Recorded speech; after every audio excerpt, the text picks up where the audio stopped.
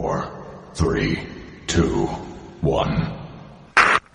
Please do not change channel. From Krypton Radio, brought to you by Famous Faces and Funnies and Off the Chain with Yvonne Mason. It's the Hangin' with Web Show Radio Hour, the Internet's premier pop culture talk radio show. You're tuned in, you're logged on, and now, your host, award-winning author and journalist GW Pomichter. Who are you hanging with? Hello, World Wide Web. Welcome back to the Hangin' with Web Show Radio Hour. I'm GW Pomichter. And I'm Seijia. And we are in the studio tonight. We are getting ready to share with you a fantastic interview that we had the privilege of doing with hard science fiction author Charles E. Gannon. Yes, all the way from Annapolis, Maryland. Yeah, it was a great interview that we got to do. And we're going to talk a little bit with Charles tonight over his book that just debuted. It is book number 5 in the series. I love that. Yeah. I started the Caine Riordan series, which begins with Fire, and now we're on to Mark of Caine. Mark of Caine, that's right. And we're going to talk to Charles a little bit about the series and his writing style. Now, early in the top of the hour here, I said he's a hard science fiction writer. And so we want to talk, especially to those folks over here on Krypton Radio and iHeartRadio, people who follow the show and our science fiction content regularly, about a couple of things that distinguish Charles.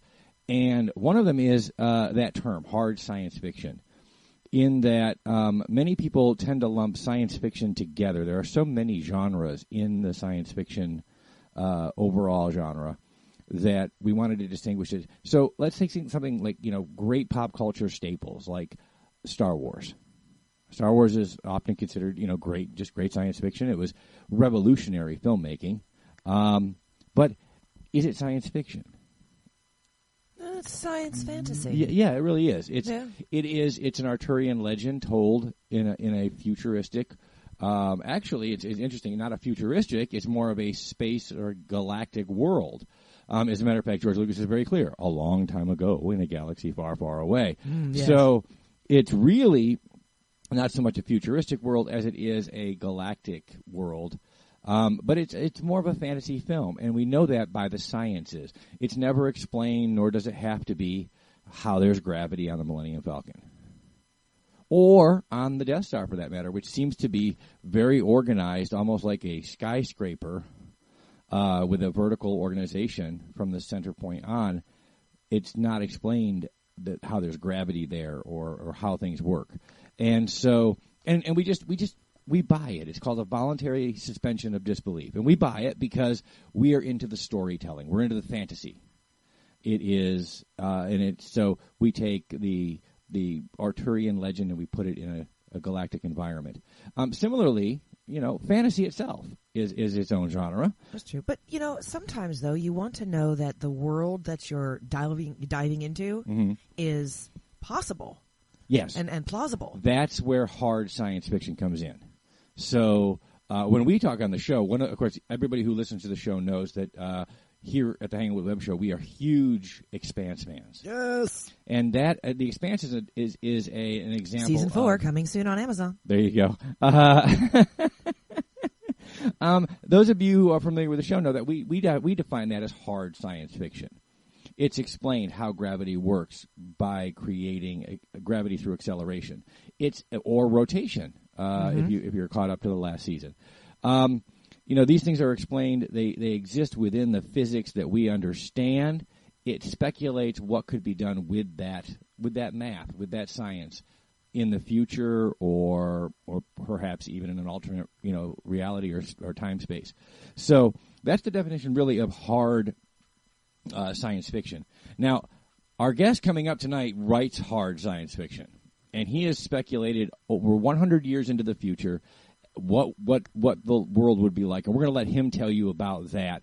So we're going to take a quick break, and we're going to, thank all of our partners and friends for making the show possible. When we come back, we're going to be joined by author Charles E. Gannon, who's going to tell us about the Caine Riordan series. Yes. And the latest book, obviously, Mark of Caine. So stay tuned in and stay logged on, because we'll be right back. Famous Faces and Funnies in Melbourne, Florida is leading the way in pop culture fun. From comic books and graphic novels to Funko Pops and collector's items, Famous Faces and Funnies has it all. Rick Shea and the professional team at Famous Faces and Funnies are friendly and knowledgeable. Whether you're looking for toys, props, collector treasures, or a new comic book, Famous Faces and Funnies is your one-stop shop. To find Famous Faces and Funnies on Facebook and Twitter, just type at FFF Comics. Who's who? What's hot and what's not? 2019 saw some amazing new creative talents, and now you can peek behind the scenes at the hottest indie creative artists in this year's edition of 25 Hottest Indie Authors, Artist Advocates 2019 magazine, published by the renowned And I Thought Ladies. This is a one-of-a-kind look into the brightest rising stars in the creative universe. Get yours today at magcloud.com and at andwethought.com. Mature and curvaceous Juliana faces the consequences of having two online lovers, the insanely jealous Aaron and the kind, sexy silver fox Bobby. To make her life more complicated, she must weather the wrath of her husband Rocco, who has discovered his suspicion and uncovers a deep, dark secret. And there are more secrets to uncover. Will these secrets come out? Can Juliana survive this tsunami of impossible situations? Will she be able to rebuild the life she once had? Or will the burden of the past prove too much? Is there even a happily ever after in her future? Read what happens when you pick up your copy of With All of Me Too today from joannesbooks.com or amazon.com. Are you looking for a used car? Check out the public auto auction app from carauctionnetworks.com. You can download the app on your phone or tablet and use it for free, and there's no registration required. You can see what's for sale at car auctions, such as bank repos, dealer trade-ins, surplus government vehicles, or impounds. There are plenty of cheap used cars and trucks listed in the app. You can save a lot of money with the public auto auction app. You can also see and bid at car auctions online. Get the public auto auction app for iOS at the Apple Store. Or on Google Play. Or simply go to carauctionnetwork.com. That's carauctionnetwork.com. Change your life with Reiki Distance Energy from Energy Right Now. What is Reiki? Well, Reiki Distance Energy is positive energy transferred over distance by Reiki energy practitioners to help you heal and live your best life. How will Reiki help me? Reiki energy transfers can help increase your income, better your health, help you lose weight, even stop smoking. It can be used to buy or sell real estate, even find lost items. Wow, Reiki energy seems pretty powerful. It is, and you can start calling on Reiki energy today. Just reach out to practitioner Leah Schiller online at energyrightnow.wordpress.com. Leah Schiller, where can I find her online again? Unlock your potential today with Energy Right Now at energyrightnow.wordpress.com. Now on Amazon.com, ICoin from author Jeremy Mosby. It's an alternate reality, and the leader of the planet ICoin is none other than Benjamin Franklin. When corrupt officials threaten not only ICoin but the Earth as well, an unlikely chosen one, Jeremy, must face dark foes to save the Earth and ICoin alike. Author Jeremy Mosby takes readers on a superhero's adventure through this compelling and imaginative alternate universe. Get ICoin on Amazon.com today. Now on Amazon.com. War Calls, Love Cries, a Civil War novel by Mark Barie.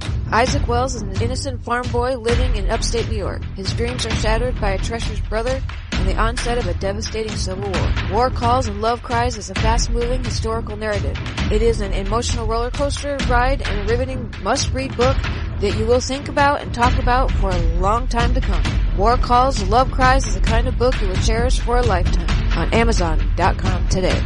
Hello, World Wide Web. Welcome back to the Hangin' With Web Show. I'm GW Pomichter. Thank you so much for logging on, tuning in, clicking the link, however you got here. We really don't care how you got here. Just hit subscribe so you can come back. We have authors, artists, filmmakers, musicians, creative minds of all kinds on the show. We are hanging out right now from our studio. We are hanging out with Hangin' With Web Show alumnus, amazing guy, fantastic writer, Charles E. Gannon. Chuck, thanks for coming back to the show, man. It's great to be here through the flawless magic of long distance video connection. Absolutely, it is. I'll tell you what, we live in a technological marvel era that is, it's awesome to be here and to hang out with you again. Since the last time we talked, you have been exceptionally busy. I guess that's true. Yeah. And now we have you, by the time this airs, you have a brand new book out in the Caine Riordan series. That's correct. That's right. You have Mark of Caine, which is book number 5, yeah? Yeah, that's right. I think when I was on the show last, was it book 2 or book 3? I think it was book 2. I can't remember it. I think it was book 2, so. Yeah. And so things have moved along a little bit. Yeah. A little bit, yeah. What's amazing about this series is, it is all. I am loath to try to categorize you as a writer, because you write hard science fiction, but you write every other genre known into your science fiction. So, I mean, you started out here with the Caine Riordan series in book 1. You started out somewhere completely different that we're at now, coming into book 5. Yeah.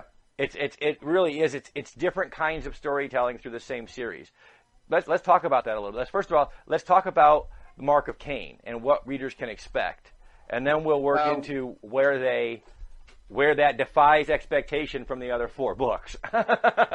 and certainly spins around some long-standing tropes and notions about where it probably felt like for a lot of readers the series was going to go. What I mean by that is in this 5th book, which, by the way, is structured in such a way that even if you haven't started with the series yet, you could read it and you can figure out what's going on because of the way the beginning takes place. It is actually the first 4 books in the series have had very, very tight connections, both in terms of story arc and time.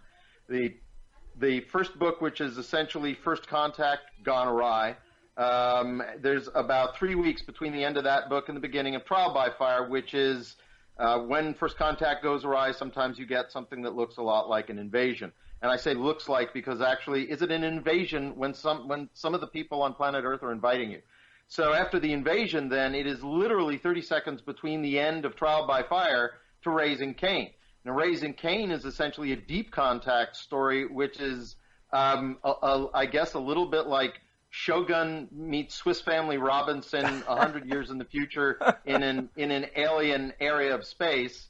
And the 4th novel is a straight up military science fiction novel, which is about essentially defusing what could turn into a potentially catastrophic diplomatic incident between one of the species that has the biggest problem with us in the neighborhood, I guess you could say. The 5th book takes, and that one, the gap between the 3rd book and the 4th book is almost an instant in time, or consciousness. It's about a month and a half because there's cold sleep involved. So you go to sleep, you wake up, and you're right in the fire again. But the difference in time between the end of the 4th book and the beginning of the 5th book is 2.5 years. Wow. Caine is no longer part of IRIS, which is short for the the Institute of Reconnaissance, Intelligence, and Security. His former handler has been bumped down to a titular-only position. Many things have changed. Basically, Caine, at the end of the 4th book, is not willing to go back on his word, either to his commanders or to, quite frankly, a number of individuals who are at the mercy of what he does next. And he is not about to let them go under the bus, and as a result, he and others are sort of drummed out. So that's what happens at the end of the 4th book, and 2.5 years later, he is essentially incognito in exile on the Caribbean island of Nevis with his son, who he has been with and has been homeschooling for 2.5 years. And but it begins when as they say, no secret is forever. Everything has a shelf life, and their secret existence on Nevis is rapidly coming to an end, and that's where we start. Wow! By the end of that book, he has traveled further than any human being on Earth has ever gone out into interstellar space, because one of the things that changes, one of the things that actually results in his secret location coming to light, is that finally the one species which has never let Earth see any of its worlds, the Dornani, who are the only species who knew what was going on in this particular area of space 20,000 years ago, have finally said, after 3.5 years, please come, because the mother of his son, Connor, was taken away from him before they could live a life together when she was very, very badly wounded at the end of the second book. And only their surgeons, only the Dornani surgeons, were able to stabilize her, put her in cold sleep, and so now they're summoning him to get her back, or so it seems. There's a lot going on here from the beginning. Again, like you said, we went from a first contact to like an invasion story. We have political intrigue along the way, and it's all centered around this great, really. You spent a lot of time giving us some really well-developed characters to follow. I certainly try. I mean, it really, because we are following this, it is very much Caine's story. And so, but on a lot of science fiction, we know one of the tropes of the era has been you usually see science fiction from the point of view of the captain, the admiral, the ambassador. And then, you and I have talked privately often about the idea that a lot of times, by the time you get down to the rank and file guy, you're not in science fiction anymore. You're over in science fantasy. So you're watching Star Wars almost like a Kurosawa film, watching the droids. That's their world, right? And then, but that becomes science fantasy. Usually in the science fiction world, we start at the admiral and starting the peace treaty, and that's where we go. But Caine's not that. Caine's a guy in the midst of all of this. Yes, and actually, that's a great slow softball pitch. Thank you, Garrett. Because it gives me the opportunity to talk a little bit about mostly characters. I start and let them. I have a good amount of biographical data on them, but I wouldn't say I go exhaustively on it. I certainly have never been paralyzed in terms of writing the backstory of a character. That never keeps me from actually writing the story itself. But in the case of Caine Riordan, I made a very, very specific decision, a couple of very specific decisions, one of which speaks directly to what you were just talking about, which is if you put somebody in any organization where there is an inevitable chain of command, and in organizations like that, it's usually up or out. Mm-hmm. And so unless you want to tell the story of somebody who got bounced out, they have to go up. But the problem with going up is the higher up you go. Let's put it like this. If in the modern day, if a person at flag or general rank is consistently on the front lines getting ships shot out from under them, somebody made a mistake. That's not... Absolutely. Well, that's just it. We always see this. A lot of us harken our growing up in the science fiction community with things like Star Trek or watching that. And, how many times can the captain beam down and beat somebody up? Don't we have people to do that yet? I mean, isn't there somebody in the chain of command that's more responsible to do that while the captain, say, I don't know, runs his ship? Yes. So it's really great because we get to see a kind of a rank and file character move his way through the story. And it's rank and file from a particular standpoint. I mean, it's he's rank and file and yet not. And what I mean by that is, for instance, in World War II, and the notion of citizen soldiers, is very much alive in this book. I think that the current trend in military science fiction and science fiction in general to portray soldiers as professionals is very understandable. It gives us a look at the military that we hadn't had except for about the last 20 or 30 years, and gives us a look at it on a level, on a sort of nuts and bolts and beans and bullets level, mm-hmm. and just the boredom, if you will, of it, and the humor that is consistent at that level we hadn't seen before. But I think one of the things that's happened is we've become so enamored of that, we've lost a different kind of story, which is a story of what happens when you have a war where it's a come-as-you-are party and people are getting recruited and being tasked to do things that they really have to rise to the occasion, because this was not something that they have been deeply trained in. And Caine Riordan is just one of these people. He is a defense analyst. He writes for the equivalent of Jane's, All the World's Whatever, mm-hmm. In D.C., and it gets pulled into think tanks, and he's a semi-insider in the Beltway. But what winds up propelling him forward is by being sort of the right guy in the wrong place at the right time, he winds up in a situation where he is the one who is unexpectedly tasked to confirm whether there are alien ruins on a planet 19 light years away. And the So first contact occurs as a result of that. And once again, he's in place for that. And the issue with first contact is there is no degree for that. You don't study for that. There's no sequence at Fort Benning which will give you first contact skills. The bottom line is he's got the only credential that matters, which is it works. And then, like the government does, they keep on using him even when he's saying, look, you need to make me replaceable. But they can't stop. One, because they don't know how, and two, because as you see in the course of the books, things unfold so quickly that there's sort of never time to regroup and say, okay, now that we've got breathing space, what do we do? Yeah, and how do we recreate that allows this? me. He winds up bumping up the ranks and always being, if you will, where the metal hits the meat. Whether or not he has those qualifications. And in this kind of a story where you're dealing with like everything from the military science fiction elements, the military chain of command, chain of concern, to the diplomatic and the like you said, the first contact scenarios. When you're looking at a story like that, so much of the time in our own reality, we tend to stumble uphill. We don't. It's not.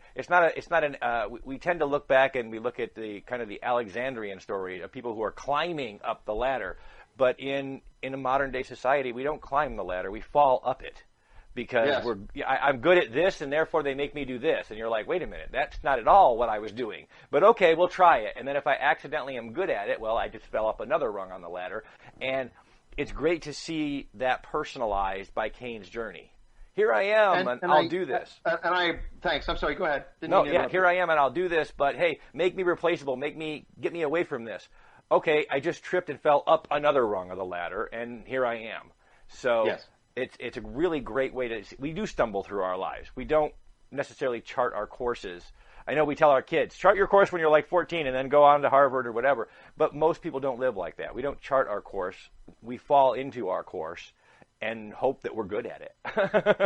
There's a Yiddish joke, which I'm sure exists in other cultures as well, which is if you want to make God laugh, just tell her what your plans are.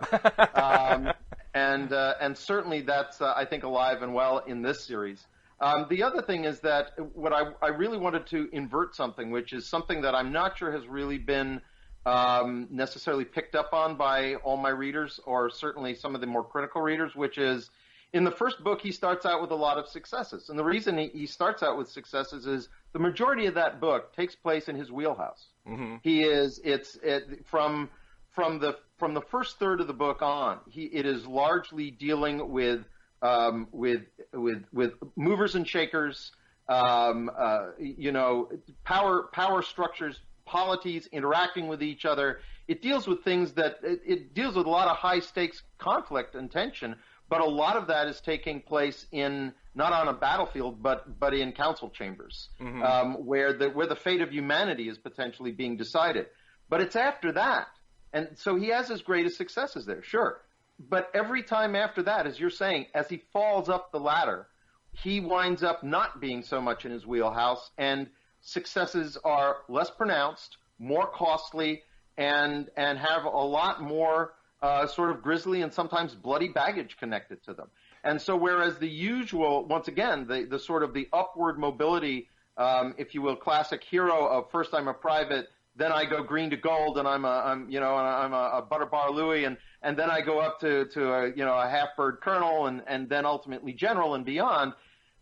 This is an individual who is kind of, he can't go up the line because he's not part of the system. He's gone as high as he can go, mm-hmm. Which he has a rank equivalent of a commodore simply because he has to for a given diplomatic party that he has to accompany.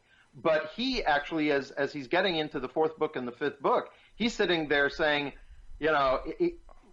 he knows he can't say this, but to one or two close confidants, which is, I've done the homework, and now I've gone to basic, and now I've gone through a hypertrophied OCS program. But the bottom line is, I'm giving orders to people who have far more experience with this than I do. It's funny. And that's a constant theme here, and that idea of trying to live up to this. And it's a very real theme. I think that's one of the things that resonates with your readers. It's a very real theme, and you write a lot of times, and we talked about this especially in book 4, where you wrote very military science fiction, and you wrote in that. I hesitate to call it a genre with you because you're so everywhere with your storytelling but it is. But what resonates, I think, is the fact that it's very real. Anecdotally, my son was a CID NCO in the Army. Mm-hmm. When he changed, so was my dad back in World War II. See that? When he changed duty stations, he came in. Here he is, this young E5, and before they could move him to his new CID unit, they put him in an MP unit, and so. Here are all these young MPs coming up, and hey, Sergeant, how do I do this? And the young sergeants, I remember him calling me and saying, Dad, my answer to them is always, I have no idea. I've never done that. I have been over here doing this for the last 3 years, and now here I am. And he only spent about 2 weeks in that unit, but that 2 weeks was, hey, Sergeant, how do I? And the answer was always the same. I don't know how you do. I have these stripes, and I have this job title, but my day-to-day work is so different than yours that I have no idea how to do what I'm doing, and I have to learn as I go, and that's very real for people. And absolutely, and of course the issue in Caine's case is that he is after the first book because they realize he's going to be operating in certain areas where he may need to be able to have the legitimate authority to give an order to have something done or not something done, and they're thinking more about diplomatic missions or anything like this. But this happened. This happened all the time in World War II, where people who didn't have much or any military background were sort of given military equivalency ranks because they'd often be on the scene where they would need that. They'd need that authority. So he goes in and he gets an OCS. But of course, what you just relayed, and I have one son right now who's an E1 in the and is looking to go to Ranger School this fall, I believe, in the 173rd. Airborne Combat Brigade in Vicenza, Italy. And I have another son, the older son, who is in ROTC at Loyola in Maryland. And the difference of what a superior does, an E5 versus an O1. An E5 can say, and is very often admired by troops for saying, like I know? Yeah, exactly. Because they're in the trenches with you, but an officer can't say it that way. Yeah. Can't say it that way because now it's like, well, if he doesn't know, and if he doesn't know any better than admit to not knowing, and doesn't know that he needs to talk to the senior sergeant in the platoon or the company or whatever it is to figure out, rather than utter that utter morale destroying, statement of I don't know. Yeah. Yeah. And he's grappling with that and watching others grapple. As a matter of fact, sort of newly minted enlisted people grappling with the same issues. So this is, and although this part of our discussion makes it sound like these are inherently military tinctured or saturated novels. Well, I don't think they are. I don't think because that story I don't think is unique to the military. I think the military is where we're able to see it in stark contrast. But I think this happens to people. I think this happens to people that work at 7-Eleven. I think it happens to people that work at McDonald's. I think as you grow up the chain of leadership, there's always a guy that came in and maybe a college degree established him as your superior, and he's not able to say, I don't know how to do that, because he came in with his degree in hand and they hired him, and he's not able to look at you and say, I have no idea how the fry machine works, because it's his job to know. And I think, but in the military, in when the stakes are so high, again, the stories are the same, human stories told from human perspectives, or even alien stories. It's a very personal story. But I think you give it a military setting or a diplomatic setting because that's what is sexy. People want to hear that story, but it is the same story about the immigrant grandfather who started a business and then hired a manager. It's the same story. The difference is that when you put a uniform on it and you make the stakes life and death and world conquering, people listen to it for a change. And it's that last element that really makes it, that moves it into the era of the timeless. Mm-hmm. It's when the stakes become life and death that this is no longer something that if you don't get it right, oh well, I can try again tomorrow. Yeah. There might not be a tomorrow.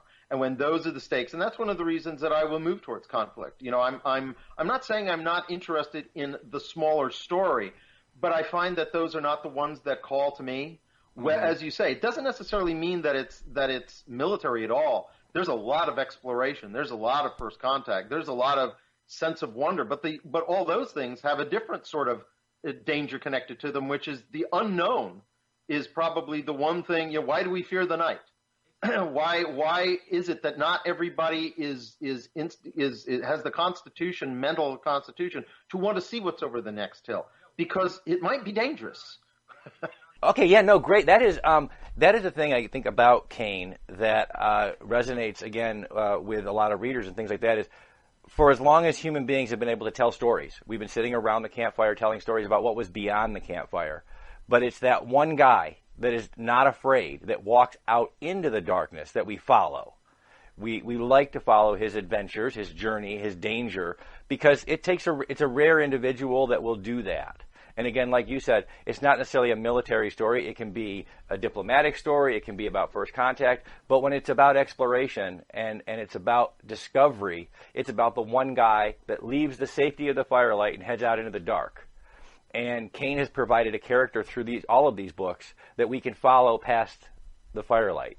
And we can follow him into the unknown in our own minds. And that makes him a really great character. And it allows you to shift within genres enough so that you can change stories and follow the same character, because he's always going to take the step past where we're all comfortable going.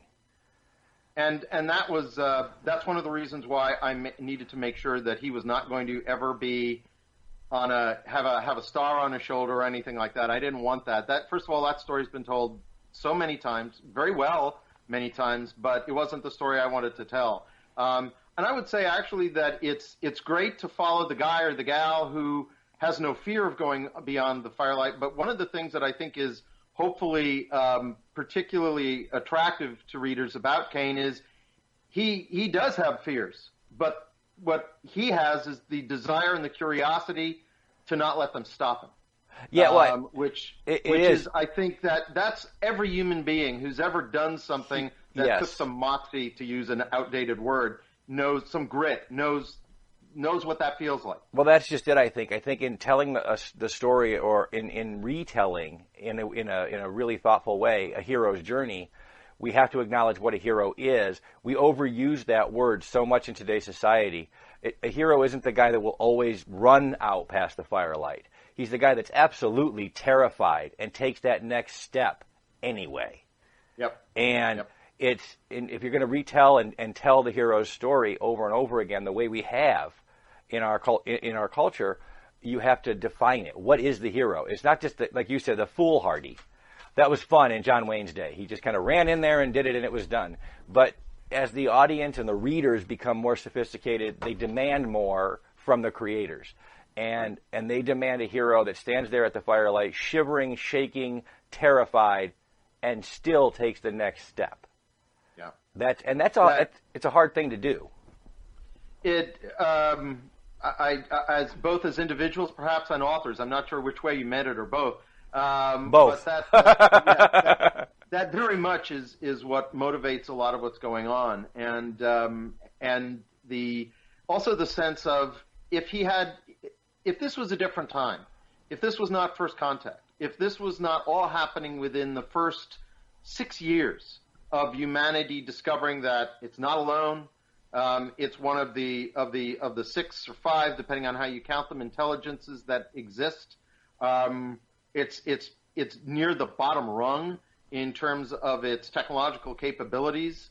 It is less well distributed. Right now, if you took out Earth, you take out 99.999% of human population. It is very, very vulnerable. So this is big stakes stuff. Mm-hmm.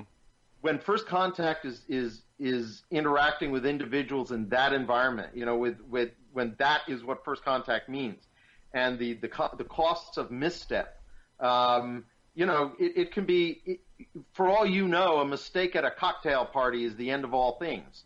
And so that's always that's a sort of easy way to I think keep the tension high, no matter whatever the setting may be.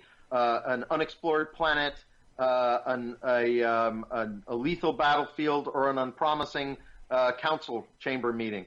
That's always in the background. And so for me, one of the other things that I think is a through line on this, which is, we were talking about hard science fiction versus science fantasy, and while Caine Riordan, the entire Caine Riordan series, as a matter of fact, the entire Terran Republic universe is 100 years in the future and very much rooted in hard science fiction. And people may say, well, my gosh, you got ships that go faster than light. And I say, not really. The people who are actually the technical experts insist on calling it supraluminal travel. Now, that may supraluminal like travel. hairs, but the point is that there is no speed greater than that of light. It doesn't mean that things don't get around the universe faster or more rapidly from one point to another than light can get there. That's what quantum entanglement is certainly evidence of. I was going to say in the science vernacular of the day, you have things like quantum entanglement. You have the notion that space-time itself is fluid, not not static. Like we perceive things to be static, but everything is fluid and in motion. So when you add those things in, the idea of an FTL system doesn't necessarily, like you said, mean that it travels faster than the particle. It simply means it arrives before the particle. Right, exactly. Yeah. So, as a matter of fact, that would, and we exist in a time where we can't test things like string theory, but string theory is very tantalizing simply because it offers a lot of the possible explanations that we would want to see out of a unified field theory. But we don't have a way to test it, so it sort of is lying moribund, I guess you could say, except for there's no laboratory work on it. It's all mathematics. It's all theory. On the other hand, Mother Nature herself hasn't decided to tell us or show us how this quantum entanglement stuff works, how it could be, at least according to our current observations, that at the start of the universe, at the beginning of Big Bang, the only reason we're able to see certain things that are further away that all of the information suggests. So, okay, how do I do this? There are things that are more light years away, in terms of billions of light years away, than the incident we call Big Bang. Well, if things can't travel faster than light, how are we seing How do they get there? That's right. How do they get there? Exactly. So we keep on running into, as the 21st century, as we advance further into the 21st century, we find a lot of things problematizing what a lot of people, I think, perhaps a little bit peremptorily decided to call natural law. And Mother Nature, I think, is constantly having a good laugh at us about that. Yeah, well, I think I'll use those. I'll use those and play with them. What we tend to call natural law, I think a speculative fiction writer, a science fiction writer, actually has to say, well, is it law or is it sort of is this natural guideline? Because it's not really law. Because, like you said, the only thing that we've learned consistently throughout human beings' discovery of anything is that the laws of nature are limited only by our own self-limitations, because they can bend and turn and twist at a moment's notice. We can discover something completely new, and then our entire string theory itself bent our entire, just the theory, the existence of the theory bent our entire the way we looked at time, the way we looked at space, the way we looked at movement, motion. These things were all heavily impacted just by the idea that the math says it could go differently. Yeah, and absolutely. And that's where someone who writes, as you called it, hard science fiction, it's in that ambiguity that you can do your most creative work, because absolutely. The math doesn't disregard what you're saying is happening. At the same time, there's nobody around to test whether or not that math would let what you're saying happening would say yes or no, which is an amazing speculative place to live. and just in case potential readers who haven't seen the series yet are listening to this podcast, and hopefully there are millions of you. I hope so. Both for hanging with the show and for me. This is work that I do so you don't have to. What I mean by that is there's very little in the way of technical or engineering explication in the books themselves. And my feeling about that is the sense of wonder, or sense of wonder, as people have said in the field, should really be something the reader experiences far more often than the characters. The character should only experience sense of wonder if they are confronted with something that is an absolute break from what they anticipate their real world to be. So if what I mean by this is when we were talking also about how you have to move beyond some of the clunky prose mannerisms of the science fiction of the 50s and the 40s, is you would have somebody stop all of a sudden and point to a device and explain how it works. And I've always thought I would actually institutionalize somebody who I come into their house and they say, "Would you like a bite to eat?" And I say, "Well, yes, I would." And they said, "Would you like something hot, like, mac and cheese?" And I say, "Well, I'm diabetic, but yes, actually I do want that." And they say, "Well, I'm going to put it in here, but let me first explain what this magical box that I call the microwave does." Yes. The bottom line is, you want something to eat? Yeah, give me a sec. I'll heat it up. Boom, it goes in. No one even uses the word microwave. For something to feel real, human beings, I think if you get human beings feeling real, it's remarkable what people will sort of go with. Well, for that reason alone, and this kind of brings us full circle when we talked about this, is the Caine Riordan series, and that brings us full circle because if you write a person real, then the environment you put that person in is filled with wonder because he's not wondering about it; he lives there. Like you said, nobody ever says I'm going to microwave something or whatever. They're just, as a matter of fact, I think we would scare a third world culture to death because they'd come over and we'd say, "All right, hold on a minute, let me nuke you some mac and cheese." Yeah. The average person coming from that, that lesser technological background has now been terrified because you're doing something that in our vernacular does not mean what it says. And so this is Caine. It takes us through this world where he's not necessarily awe-struck by his world. He's probably more terrified by the events unfolding before him than he is by the ship that he uses to get there or the way it works. But we can spend all of that time in wonder like we were riding in his backpack, staring at his world, going, whoa. And that's, again, like you said, little exposition. What is there counts. And the character himself has to be a well-developed character. Otherwise, we have no investment in our wonder. And absolutely right. Absolutely right. Yeah.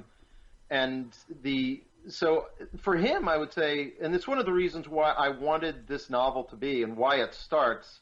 A lot of things that are called space opera, I think part of the reason they become space opera, and you'll find my book labeled that way, which I understand, and I'm glad it has that label because it attracts a lot of people who are interested in things interstellar, things having to do with aliens.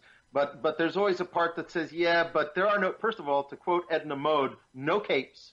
And second of all, the real emphasis here is I started it right on, so I'm gonna break into what I'll call the two models of science fiction that I think are most common. There's the sort of near future stuff, which could happen in 10 years, 15 years, could be happening now, 40 years. Then you've got the stuff where we have a galactic, a galaxy-spanning culture, multiple dozens at least of alien species, technology that certainly seems to be so far beyond ours it's difficult to understand, and all of this ultimately becomes it becomes set dressing in a sense. Mm-hmm. I'm not saying there's no value to it. I'm in terms of projection. I think sometimes we can hurt ourselves by not being daring enough in our projections. Mm-hmm. Certainly the last 150 years of history suggests that. But I chose something different. I purposely chose something set 100 years in the future, 25 years after we almost got taken out by an asteroid, which turns out not to be chance. And I won't say anything more about that for folks who haven't read the first book.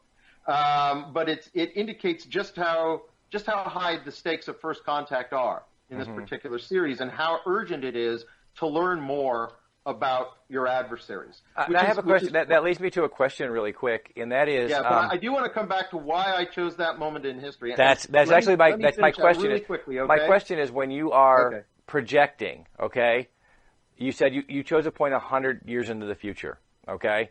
Now, the last 100 years bears it out that 100 years can transform a society. The last 50 years, though, of that 150, what we've seen is a tendency toward caution, if you will, changes have gotten slower, despite the fact that the science and the availability of change is faster. Is 100 years long enough to be transformative, or too long? Or again, that takes us back to where you were. Why 100 years? Why there? So a couple of answers to that. First of all, I kind of think that it's the difference between what we see and what's going on. And what I mean by that is that I absolutely agree with your formulation about that in the last 100 years there's been immense changes. And that I would say the most visible changes were in those first 50 years, because we were essentially picking the last low-hanging fruit of what I'm going to call the kind of technology and the kind of engineering that is about vehicles and systems and machines. It is right about at that 50-year mark that we see a shift over where the greater changes tend to be more in the life sciences and in genetics and in biology. And these are they're major changes, but they're not necessarily as they're not evident in the way that when Apollo 11 lifts off from Cape Kennedy and people are walking around on the moon a couple of days later, and I was 9 years old when that happened. That is a world-changing event. It is probably as world-changing in certain ways, but not in the same iconic way when the human genome is decoded, and when you get when you've got the fact that I'm right now, because my computer, my 2012 or 2013 level computer was jamming us up apparently on establishing this video reaction. I had to go to my 2017 phone to be able to make this video. Valid, and this yeah. connection happen. So once again, not as iconic as massive constructions, huge industrial scale wars, atomic bombs, all these sorts of achievements in space. But I would say that there has been a certain measure of change which has been just as great. It's just not as visually iconic, I think. Mm-hmm. But what's happening in all these cases is we always pick the low-hanging fruit first. And I think even in terms of life sciences, we're starting to get to the low-hanging fruit. We're starting to get to the end of the low-hanging fruit. And I think that's where, and the caution, I think, comes in, because the thing about those, if you consider just how much the particle colliders cost, for instance, CERN, CERN, or the ones we're building in the U.S. and other places around the world. One of the reasons why the blocks, because in the first book of the series, nation states are sharing primacy, I guess you could say, with strong alliances that are called blocks. Okay. And the reason the blocks have largely come into existence is because big science with strategic implications became so phenomenally expensive that single nation GDPs were just not capable of handling it. You needed to get people on the same team. So that's one of the reasons I think we're seeing the slowdown now. I think our current politico-social organization is sort of pausing at the price tags that are implicit, because it's always easy to look back and say, oh my gosh, why were they so hesitant to invest in that? My God, look at all it's done. Yeah, well, hindsight's 20/20. Yeah. We treat the outcome of the American Revolution as though it was sort of like preordained. Yeah. There were a dozen times that the outcome hung in the balance. And we just treat it as like, yeah, sure, it was destined to happen. We were destined to be what we are today. No. But true, yeah, no. Way. So now 100 years out in your world, with those assumptions in place, rather than the assumption that we proceed with an abundance of caution, knowing, finding the cause or root of that, you're able to go 100 years out and yet again do something that is outwardly transformative. Yeah. In the same way that, like you said, genetics is inwardly transformative, and obviously will increase life expectancy in a way that no one could ever even predict. Telecommunications transformative. The difference between a 2012 computer and a 2017 or 18 phone is so great that you and I noticed it after an hour of trying it the other way. I can't argue with the result, because it definitely was. Here we are talking. That's it. So now, with these new assumptions in place, you move 100 years forward to the next great transformative moment, which, again, first contact. And you did it in kind of, I like the way you did it and I love the fact that I can actually say books 1 and 2 I'm good with. I got to catch up a little bit before I get to book 5, but book 1 and 2 I'm good at. You did it in a way that made it, I want to know later on in the series, my personal spoiler request is I want to know if we figure out what was going on 20,000 years ago, why there was. So the answer to that question is you do need to catch up. Yeah. Because I don't like him. Answers are provided in Mark of Caine. Aha. Okay. So folks who weren't around for this part of the interview, because it may have been one of the, just so everybody at home is aware of how hard we worked to bring this to you. Amen, brother. We tried this for an hour. We had 3 separate starts to this program that we had to ditch because my computer, as it turns out, was being an old fogey, kind of like me. But I adapted and overcame, along with Garrett and Sage, who's helping things run there, and who's an absolute insufficiently sung hero. It strikes to me of hanging with the show. And there's no way to sing everybody's praises enough. But at any rate, we got it to happen, and you were mentioning what did happen 20,000 years ago. In the first book, and the reason I got into that tangent is because we talked about this already. I don't think I'm saying something that I've already said in this particular pass. But if I am repeating myself, I will be edited out, so you'll never hear this.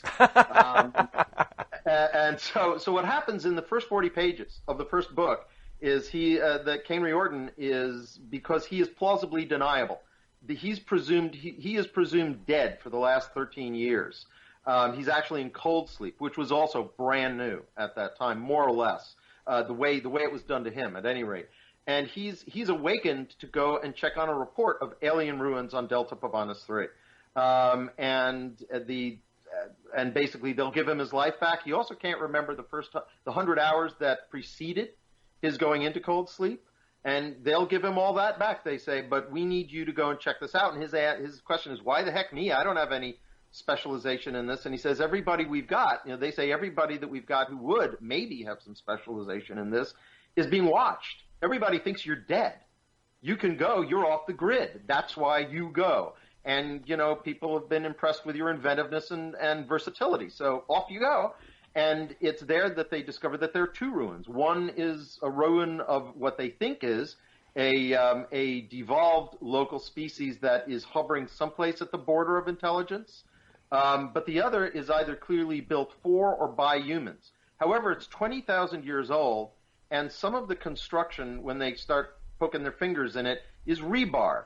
Well, considering the 20,000 years ago, we humans on planet Earth were pretty damn impressed when we were able to start a fire. Being 20,000 years ago, 19 light years away, building a ruin that is reminiscent of the Parthenon, probably something is going on that's not immediately obvious. And the reason that doesn't become an urgent question is because, as you saw through just the rollout of the different books, no one has time to stop to breathe. Yeah, this is a constantly changing landscape, exactly. And as that landscape changes, that's why I came back to, wow, it's been a seed. You planted that seed. That seed is there, and all I could over and over again. And of course, you write what we have termed during the course of this show so far hard science fiction. So when I see a seed like that, it's just dangling there. And then I turn around, whether you're watching the Discovery Channel, whether you're wherever you're getting your limited knowledge of scientific happenings, over and over again I see this recurring theme of there's more here than the 5,000 years that we've been writing about. Yeah. Over and over again we see that theme occur in science. Or sometimes early we see it in pseudosciences, and then we see it later develop into more scientific community. But it's over and over again recurring, and then I see a story like Caine's, and I see that you had left that, it's just dangling there, it's waiting through all of these huge changes and events. Tumultuous events. There's this one little seed of that one what if that you didn't give us yet, and I'm thinking, I'm waiting. Well, and there are some, and of course there's a big, in the last pages of the second book, which I will not recount, there's a big reveal that suggests that there are multiple possible answers to that, which actually is foreshadowed in the first book, where at one point I believe it's Caine who points out, why are there horses in the New World? They're seen as sort of this almost, the American cowboy and the horse. What could be more American, except for until the Spanish came and just their empire fell apart, but the horses got left behind. There were no horses in the New World. So part of this is also a rumination on, if you will, the wages of empire, the peculiarities of history, things that seem like they've been around forever actually haven't been.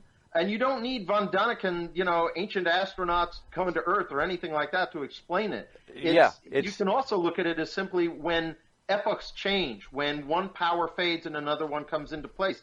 Things are left behind because it's a messy damn business. Yes, and, it is. It is, and like I said, whether you're getting it from Von Däniken, whether you're getting it from more mainstream science, but we always have those questions. There's so much more that we don't know than the things that we do know, and it's in that ambiguity that I think the science fiction writer lives and breathes, and she's got a card up over there that says that you and I have had way more fun than we were supposed to. And so we're going to do this. Guys, we've been hanging out. I want to say one last thing. Yes, one last thing. Please do. The answer to that little nugget that is irking you is very much in the fifth book. Okay, because I remember, I was going to say, I remember the ambiguity of there are multiple answers. It's a multiple choice option.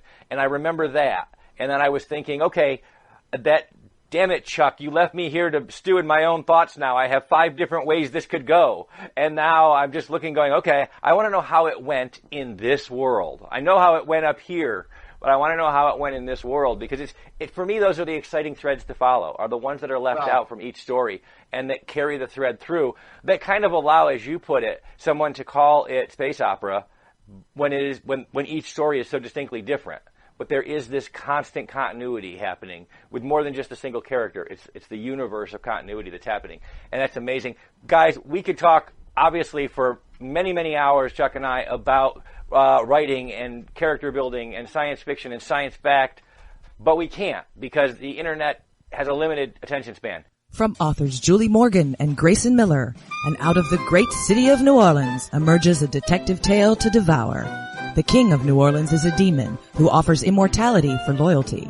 The sheriff is a shifter with a badge who's lost his powers, and Natalia Cortez is the private dick who arrives to investigate a demonic killing. The rest is waiting to be uncovered by you. This dick is looking for a demon fuck. Pre-order on Amazon.com today. The Rite of Wands. One boy, one right. And a world of deadly secrets that could change the course of history forever. It's time for The Rite of Wands by Mackenzie Flohr. When a horrible fate reveals itself during the Rite of Wands ceremony, Myrda must find a way to change his destiny. Forbidden from revealing the future, he is granted a wand and magical powers in order to save himself and those he loves. But Myrda is not the only one with secrets. The Rite of Wands by Mackenzie Flohr, available on Amazon.com now.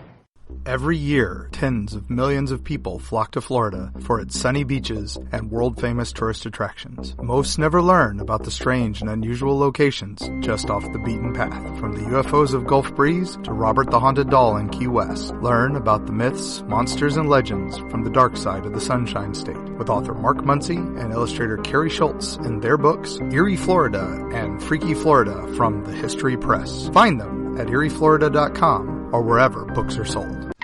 Discarded by Michael J. Allen. In a world where magic is sold like designer coffee, unknown forces have corrupted it, and it's killing people. Now, an unlikely hero emerges. A homeless ex-con creating spells out of a trash can is the only one who can save the city. Michael J. Allen's Discarded, available on Amazon.com. This is Cosplay Michael with the Hangin On The Web show. I want to tell you about my friends at Embellis Effects in Orlando, Florida. They've got makeup, costumes, and props for all of your costume needs. And the team at Embellis Effects is helpful and friendly. Embellis Effects is one of my favorite places, and I know it will be yours too.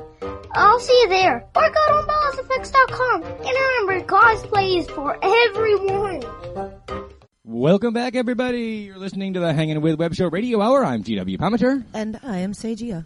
And wow, what an awesome time. Just love talking with Chuck. I could have done that for like another hour. You could have. I really, because there's so much there. And I love talking to Charles Gannon. I really do.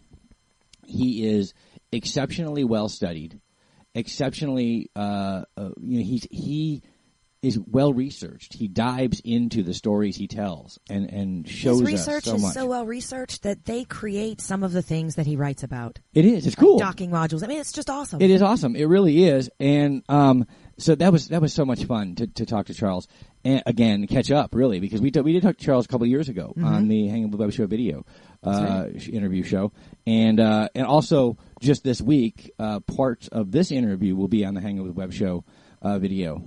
Drop. That's right. If you're listening tonight, the video interview was yesterday. Yeah. So, but it was a great time. We had a great time catching up with Charles and talking about the book series. I'm looking forward now that he's told me what to look forward to some of the answers to some of the questions from those first two books, and which means we have to read 3 and 4 now. Yes. We have to get caught up there. Yes, we do. Yeah, we do. And our reading list by Dragon Con because by Dragon Con, he's going to be asking me. Yeah, I know. And you. And me, yeah. So it was a great time catching up with Charles E. Gannon. We hope you guys learned a lot. Check out Mark of Caine, which came out just this week. If you're listening to this show this week on Krypton Radio, iHeartRadio, Spreaker, Spotify, all the places on the web. All of the places. If you're listening to us on the World Wide Web, check out Mark of Caine from Charles E. Gannon.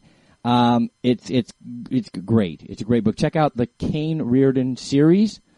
Just Google it, man, and go to Amazon and look it up. You're gonna love this series. Or look at the links in the description below. That's right. Look at the links in the description below.